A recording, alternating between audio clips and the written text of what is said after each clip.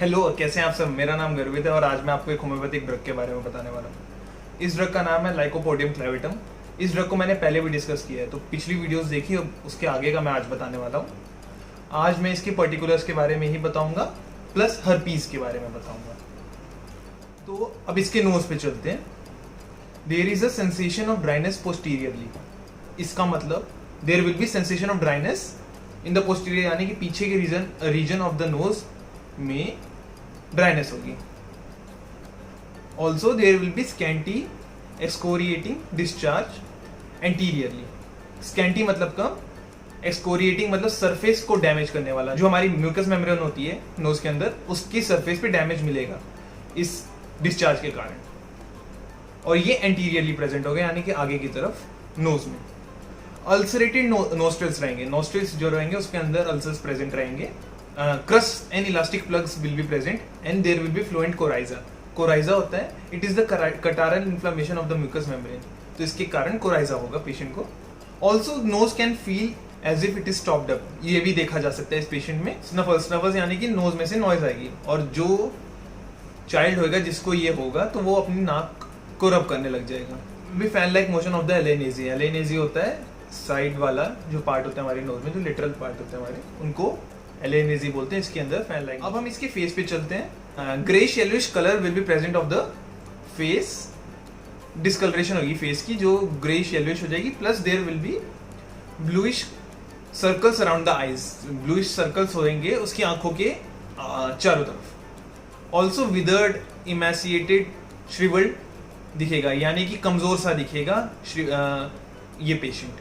Copper coloured eruptions भी दिखेंगे, copper यानी कि तांबे के कलर के इरप्शंस भी दिखेंगे। इचिंग और स्केली लीजन्स जब होंगे हमारे फेस पे, उसके दौरान भी दी जा सकती है, और ये कॉर्नर्स ऑफ द माउथ में अगर इचिंग या स्केली इरप्शंस हो तब दी जा सकती है। हर्पीज के दौरान बहुत सी रेमेडी है।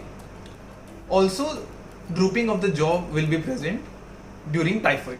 अब मैं आपको हर्पीज के बारे में बताता हूँ। जो हर्पीज होता है मेनली दो टाइप का होता है, हर्पीज जोस्टर और हर्पीज सिंप्लेक्स वायरस इन्फेक्शन। जो हर्पीज जोस्टर होता है ये वेरोसिला जोस्टर वायरस के कारण होता है। It is a recurrent vesicular eruption which is caused due to the dormant varicella virus. जो वेरोसिला जोस्टर वायरस होता है उसके दोबारा एक्टिवेट होने के कारण, लेटेंट फॉर्म में रहेगा तो कोई दिक्कत नहीं है, बट अगर वो एक्टिवेट होगा तो उसके बाद it will cause eruptions on the body. Body पे इरप्शंस आएंगी, जिसके कारण पेशेंट की स्किन पे स्केली इरप्शंस आ जाएंगी।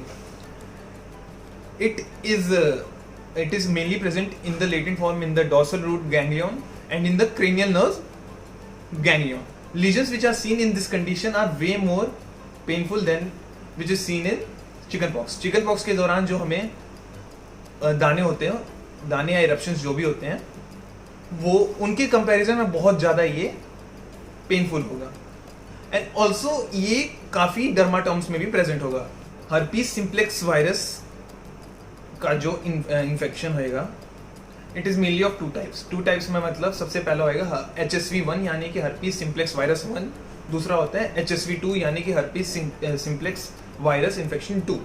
तो इन दो की वजह से हमको हर्पीज सिंप्लेक्स वायरस होता है। HSV1 causes lesions on the face, skin, lips and the mucous membrane and it also spreads by close contact, यानी कि अगर क्लोज कॉन्टैक्ट में रहेगा पेशेंट तो उसके कारण HSV1 फैल सकता है। वेरियस फैक्टर्स होते हैं जिनके कारण इसकी जो लेटेंट स्टेज से बाहर निकल पाता है। ये होता है मेनली स्ट्रेस, रेस्पिरेटरी दिक्कत और फीवर। ये तीन मेन कारण होते हैं जिसके कारण HSV1 एक्टिवेट हो पाता है दोबारा से। जो मैंने चीजें बताई हैं उनकी इन्फेक्शन के कारण जो बीमारी होगी, जो कि लेटेंट फॉर्म में पड़ी होगी, वो एक्टिवेट हो जाएगी, और उसके कारण जो पेशेंट होगा उसके जो डॉर्सल गैंग्लियंस में वायरस पड़ा होगा वो ऊपर आके ब्लिस्टर्स की फॉर्म में मैनिफेस्ट होगा, तो जिसके कारण ब्लिस्टर्स उसकी बॉडी पे खूब होंगे। HSV2 यानी कि herpes simplex virus 2 causes lesions in the vulva, vagina, cervix, और similar to HSV1 ये जो वायरस होगा ये रिएक्टिवेट होगा ड्यूरिंग सेक्सुअल इंटरकोर्स या मेंस्ट्रुएशन। इसके कारण there will be lesions present near those locations, और इसके कारण जो पेशेंट होगा उसके यहाँ ब्लिस्टर्स या लीजन्स हमें को देखने को मिलेगा। तो आशा करता हूँ आपको ये ड्रग समझ में आई हो। मैं अगली वीडियो में आगे का इसका बताऊंगा।